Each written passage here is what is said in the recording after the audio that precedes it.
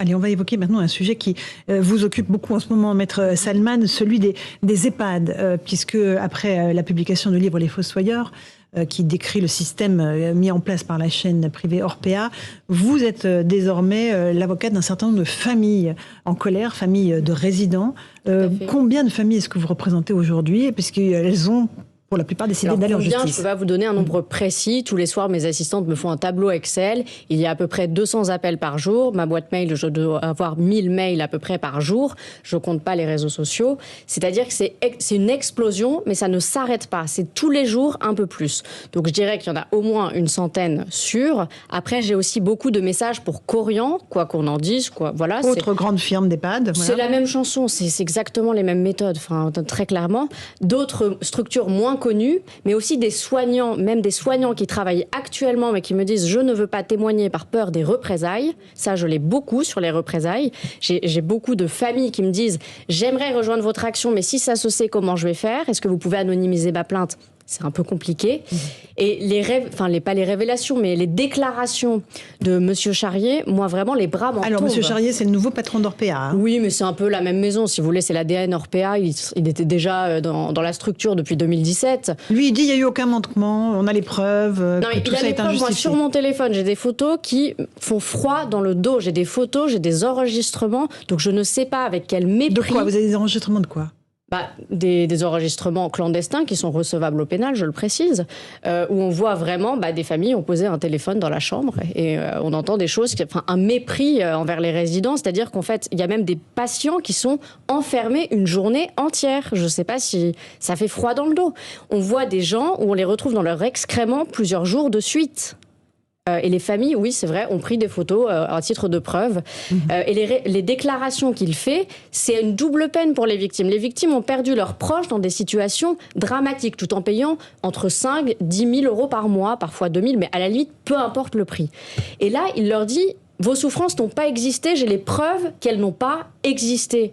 Non mais comment on peut affirmer de telles choses? Moi, ça me choque, ça me révolte sincèrement. On a le sentiment qu'on a soulevé le couvercle de cette marmite du grand âge, et que là, il y a évidemment une foison de témoignages. Mais je vais vous dire, moi, j'avais déjà des dossiers depuis le premier confinement, et les gens, on me dit, mais pourquoi ils n'ont pas porté plainte? Et je trouve ça hyper culpabilisant. C'est comme les femmes battues, mais pourquoi vous faites rien? Les gens sont en deuil, les gens sont esseulés, et attaquer un géant comme Orpea, c'est extrêmement difficile. Orpea, c'est un service juridique pointu. Ça, on ne peut pas leur enlever. Donc, s'ils ont une plainte, ils s'en fichent de lâcher des dommages-intérêts, ils en ont strictement rien à faire. En revanche, leur réputation, ça les atteint. Donc, c'est pour ça que moi, ce que je souhaite faire, c'est faire une action de masse pour avoir du poids face à ce géant. Et il n'y a que l'action collective, à mon sens, qui peut avoir cet effet. À la fois sur Orpea et sur Korian. Alors là, je suis sur Orpea, mais il y aura évidemment quelque chose qui sera fait sur Korian. Après, pour des raisons d'emploi du temps, même en recrutant beaucoup de personnes en ce moment, j'ai prévu pour début mars pour Orpea, mais pour Korian, on ne les laissera pas sur le carreau non plus. Qu'est-ce qui a été mis au jour à travers les témoignages que vous recevez? C'est un système basé sur la rentabilité, où on rationne les patients? C'est une machine à cash. C'est-à-dire que vous arrivez... Honnêtement, c'est parfait quand vous regardez ça. Moi, les EHPAD que j'ai pu voir en photo, sur des photos, pas des brochures, c'est Neuilly-sur-Seine, Boulogne-Billancourt, Paris 16e. En moyenne, la chambre, c'est 6 000, ça peut monter à 12 000, donc c'est quand même pas rien. Les gens se disent, je vais mettre 6 000 euros, comme ça, je vais offrir le meilleur pour mon parent. Ou alors, on prend la retraite du parent qui a travaillé toute sa vie pour se payer ça. Et si vous venez en prévenant, vous dites, voilà, je viens voir ma mère à 14h. Honnêtement, ça va. Mais si vous venez de façon inopinée, c'est la cata. Et c'est la même chose pour les visites. Moi, j'appelle ça des visites de courtoisie, leur contrôle inopiné, parce qu'on les prévient une fois tous les 8 ans. Bon, c'est une visite de courtoisie, c'est plus un contrôle, si vous voulez. Et en fait, les familles, elles s'aperçoivent qu'elles doivent pallier les manques d'Orpea. Moi, j'ai une cliente, elle envoyait son employé de maison 2 fois par jour pour faire des courses, pour acheter le nécessaire et le nourrir. Parce que les privations, il y a deux aspects. Il y a la privation, on ne donne pas assez. Ça veut dire, vous demandez 3 biscottes, c'est non, c'est 2 biscottes pour vous. Vous payez 6 000 euros, mais ce sera 2. Et il y a aussi un autre aspect, on vous met une assiette là, comme ça, sur la table, pleine. Mais en fait, le patient n'a pas la capacité de faire ça. De manger, de prendre la cuillère et de la porter ou la fourchette à la bouche. Ensuite, ils disent, vous n'avez pas faim? Allez, on reprend. Elle est pleine, mais c'est pas grave. Si, on lui a servi à manger, mais il n'a pas voulu. Vous voyez, et c'est un mépris, ils ont une manière de parler. Moi, j'étais en contact avec peu importe le nom de l'EHPAD, avec une directrice, je l'appelle au téléphone en qualité d'avocate pour lui faire part de certains manquements et elle se met à rire. Je dis non mais attendez, je vous fais part de manquements et vous me riez au nez. Elle me dit écoutez, vous n'êtes pas contente, vous me faites un recommandé. Bon, très bien.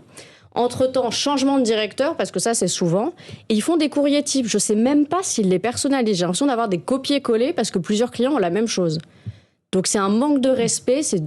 On parle de biscotte en fait, vous voyez. On n'est pas avec un tarif de 6 000 euros par mois. Ça peut être 3 000, 2 000, mais même si c'était 500 euros, c'est juste du respect en fait. C'est énorme. On est tous sous le choc de ce que vous dites. On est glacés, Karim Zerebi, de ce système qui est mis à jour. Évidemment, on ne peut être que sous le choc, mais moi je considère quand même que notre démocratie fonctionne de manière un peu hypocrite. On fait toujours comme si on découvrait les choses une fois que les scandales éclatent. On savait qu'il y avait quand même de la maltraitance dans les EHPAD. Pas qu'on se raconte d'histoire. D'abord parce qu'il y a des familles qui, seules, souvent démunies, ont essayé de porter ces messages-là, ces plaintes-là, et on les a vite calmés en leur expliquant qu'elles étaient dans la fabulation ou dans le fantasme. Mais que vous le vouliez ou non, bien sûr, on n'a jamais pensé que c'était à ce point. Demain, vous faites une enquête sur l'insécurité, on va dire on n'a jamais pensé que c'était à ce point. Sur les femmes battues, on n'a jamais pensé que c'était à ce point. Mais bien sûr, mais non, depuis qu'on a mis l'accent dessus, on se rend compte effectivement que c'est quelque chose. Mais ça libère la parole. Depuis des mais c'est comme décennies. Camille Kouchner, quand elle a fait son livre, ça fait 3 ans qu'il enquête, le journaliste. Je veux dire, c'est pas rien. Il a des mails, il a des éléments matériels, il a des témoignages à la fois de personnel mais aussi de famille. Je veux dire, c'est pas un petit travail qu'il a fait. C'est pas un article qu'il a pondu sur un coin de table un matin quand il s'est levé. Donc le mal est profond et c'est un mal qui est civilisationnel, qui dit comment nous traitons nos vieux dans notre société dite moderne, contemporaine, capitaliste, occidentale, nous qui donnons des leçons à la terre entière au nom de nos valeurs. Mais on voit bien que là, il y a l'innommable, il y a l'indignité à l'état pur. On parle du 4e âge, du 5e âge, on parle de nos grands-parents, de nos arrière-grands-parents, et on n'apporte pas de solution. Et tous les gouvernements, les 3 derniers qui sont succédés, avaient promis une loi sur ce 4e âge. Et pas de loi. On remet toujours au prochain quinquennat, comme si effectivement ça n'était pas essentiel, alors qu'on sait qu'on a 20% de la population qui a plus de 65 ans et qu'il y aura 25% en 2050 et que la démographie faisant et galopante, nous aurons à traiter ce sujet et nous devons le traiter ici et maintenant avec une urgence telle qu'elle se doit. Donc oui, moi je suis scandalisé parce que c'est la rentabilité à tout craint, c'est un modèle qui est inhumain, qui est déshumanisant et le fait, je suis d'autant plus scandalisé qu'il nie aujourd'hui. Moi aussi. Il nie. Moi aussi. C'est scandaleux. Je veux dire, à un moment donné, on vous met la merde devant les yeux, pardonnez-moi l'expression. Donc, à un moment donné, reconnaissez que vous êtes loin d'être parfait. Mais c'est terrible pour les familles parce qu'elles se ruinent. Elles se ruinent pour certaines. On n'est pas dans un EHPAD populaire. Elles vendent des logements, elles prennent des crédits et on maltraite leurs aînés. Et j'aimerais ajouter quelque chose. J'ai une de mes clientes, pendant qu'elle était en interview au sujet d'Orpea, donc c'est une de mes clientes, son téléphone sonne, son assistante décroche et la personne lui dit en numéro masqué: je vous demande d'arrêter de déblatérer sur Orpea d'un ton extrêmement menaçant, sinon ça va mal se passer. Et ça raccroche. Moi, je reçois des mails envoyés de boîtes anonymes me disant: faites attention à vous.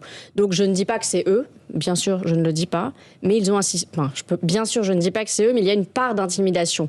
J'ai des gens qui me disent: j'ai tellement peur des représailles que je ne sais pas trop si je vais rejoindre votre action. L'intimidation, mais il y a plus que ça, parce que le journaliste dit qu'il a été approché par un intermédiaire, on lui a proposé 15 millions d'euros. C'est lui qui a cité ce chiffre. Bien sûr. Vous vous rendez compte jusqu'où ils sont prêts à aller pour étouffer le système? 15 millions d'euros au journaliste qui a mené l'enquête. C'est honteux. Honteux. Il a vendu ses actions qui étaient à 107 € le titre.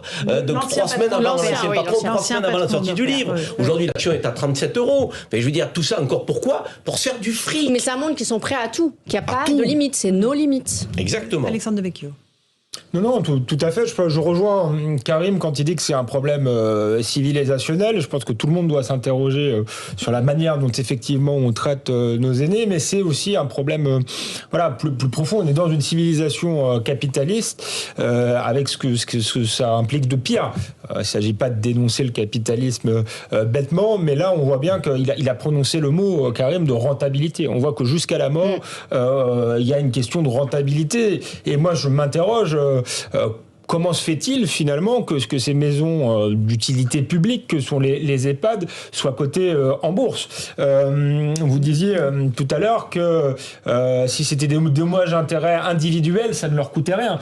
C'est dire les bénéfices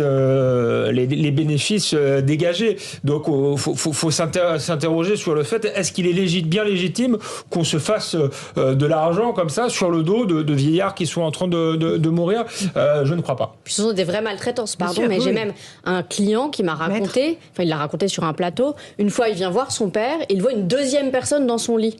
Une deuxième personne dans son lit. Une deuxième personne dans son lit. Il n'avait plus de place. Ils ont mis les deux dans le même lit. Il l'a dit sur le plateau de BFM. C'est surréaliste. Voilà. Enfin, c'est... Prisca Thévenot. Oui, non, mais en fait, je pense que le mot a été dit. C'est que Orpea a pour première et seule, voire unique préoccupation, faire du profit, penser à ses actionnaires. Voilà, je pense que ça c'est dit. Et il n'y a plus de débat dessus. Et ce que vous décrivez comme réaction de leur part, c'est rien de plus que du mépris, un manque de respect, un manque d'humanité. Quand on en est à ce niveau-là, en train de traiter nos aînés, je pense qu'on a aussi un problème personnel en lien avec ce qu'on projette de nous-mêmes. Maintenant, il faut aussi avoir en tête que dès que les faits ont été connus, notamment avec ce livre Les Fossoyeurs, et cette enquête effectivement qui a duré plusieurs années, Brigitte Bourguignon, qui est la ministre en charge, a mandaté une double enquête financière administrative. Les protagonistes ont tout de suite été convoqués. Suite à cela, effectivement, il y a eu la démission. Donc toute la lumière sera faite dessus, mais de façon plus générale, elle doit être faite sur l'ensemble des structures. Je finis juste avant la privée et publique, effectivement. Alors, Alexandre ou Maître Salman? Non, mais si vous me dites c'est la faute à Macron, ça va pas. Non, c'est pas de la faute. Je salue leur réaction. Ce n'est pas de la faute de Macron, puisque ça précédait largement Emmanuel Macron, mais l'État, sans doute, n'a pas été à la hauteur dans cette affaire, pour plusieurs raisons. D'abord, les contrôles, ce sont des organismes qui souvent sont subventionnés par l'État. Donc les contrôles auraient dû déjà être beaucoup plus réguliers. J'ajoute que souvent, je le répète à chaque fois que je peux, mais c'est quand même quelque chose qu'il faut répéter, ceux qui sont à la tête de ces établissements sont d'anciens hauts fonctionnaires du système de santé qui ont sans doute eux-mêmes voté les lois pour avoir des subventions, etc. Donc je pense qu'il y a quand même une hypocrisie de l'État qui, par ailleurs, une hypocrisie qui est sans doute liée au fait qu'il y avait beaucoup de hauts fonctionnaires dans ces établissements, mais liée au fait aussi que le problème est majeur et difficile à résoudre. Ça a été dit, il y a un vieillissement de la population, il y a eu un baby-boom qui va se traduire par un papy-boom. Donc c'est extrêmement compliqué à résoudre. Votre gouvernement a voulu s'y attaquer en proposant une loi sur la dépendance. Et finalement, il y a renoncé. Donc je pense que ça arrangeait tout le monde jusqu'ici de fermer les yeux parce qu'on n'avait pas la solution et c'était plus facile de ne pas s'y atteler car finalement ça rapporte rien peut-être électoralement. Ce sont des gens qui sont en train de mourir. Je crois qu'aujourd'hui l'État doit le livre tombe à pic au moment de la présidentielle, donc c'est pas la faute de Macron, mais l'État n'a pas été à la hauteur sur cette question. On va faire une toute petite pause. Pour tous les cas, on continue à parler de cette maltraitance des personnes âgées parce que c'est un sujet central, évidemment, pour notre société, pour notre civilisation, comme vous le disiez, Karine. On verra comment se passent les contrôles dans les EHPAD. Je vous le disais, en moyenne, un contrôle tous les 8 ans. Ça fait pas beaucoup. À tout de suite dans Punchline sur Europe 1 et sur CNews.